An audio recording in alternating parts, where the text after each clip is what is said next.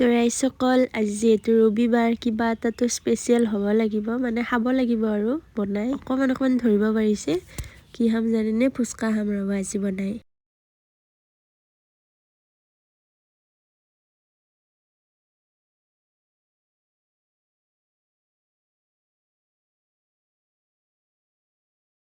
ত্ৰিছ টকাৰ ফুচকা এইকেইটা 108টা। মালিগাঁৱৰ পৰা আনিছিলোঁ, ইমানবোৰ পাইছোঁ।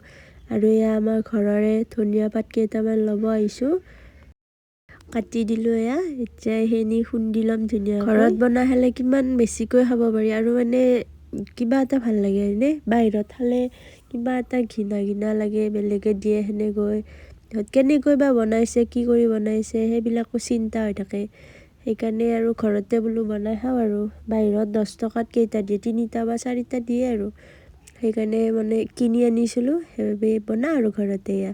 তাৰপিছত এয়া তেতেলীখিনিতো দেখিছে আৰু এইটো বস্তু চাবচোন, মানে অকণমান বেছিকৈ জ্বলা হ'লে খাই ভাল লাগে। খুন্দি থোৱা ৰেড চিলিও দি দিছোঁ, ধনিয়াৰ পাত, কেঁচা জলকীয়াটো দিছোঁৱে আৰু এই জলকীয়া গুড়িও দি মছলাখিনিও দি দিলোঁ, ধনিয়া লৰাই দিলোঁ, কি ধুনীয়া হৈছে পানীখিনি দেখিছেনে দেখিবলৈ।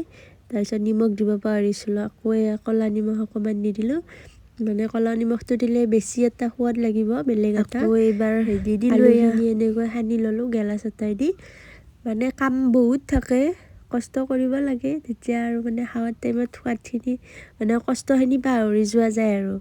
তাৰপিছত এয়া পিঁয়াজ জলকীয়াখিনি আলু সানাখিনি দি ল'লোঁ, ধনিয়াৰ গুড়িও দিলোঁ, গৰম মছলাও দিলোঁ, অকণমান জিৰা গুড়িও দিলোঁ আৰু অকণমান জ্বালা গুড়িও দি দিছোঁ। তাৰপিছত এইখিনি গোটেইখিনি এতিয়া ভালদৰে মিক্স কৰি ল'ম। তাৰপিছত এয়া ক'লা নিমখো দি দিলোঁ অকণমান। এয়া দেখিছেনে কি ধুনীয়া হৈছে দেখিবলৈ। তাৰপিছত এতিয়া সেইখিনি যোগাৰ কৰি থলোঁ। তাৰপিছত এতিয়া ফুচকাকেইটা ভাজিলোঁ এয়া।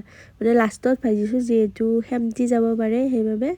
তাৰপিছত এয়া ফুচকাকেইটা ভাজা হৈ গ'ল ৰেডি।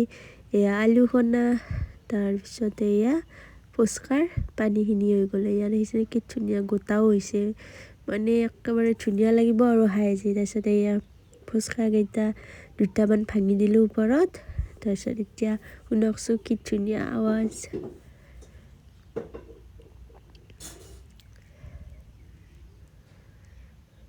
এয়া আপোনালোকে খাই লওক দেই, এটা ডিল দিছোঁ আপোনালোকক, খাই লওক আৰু চাই আছে যিহেতু মানে।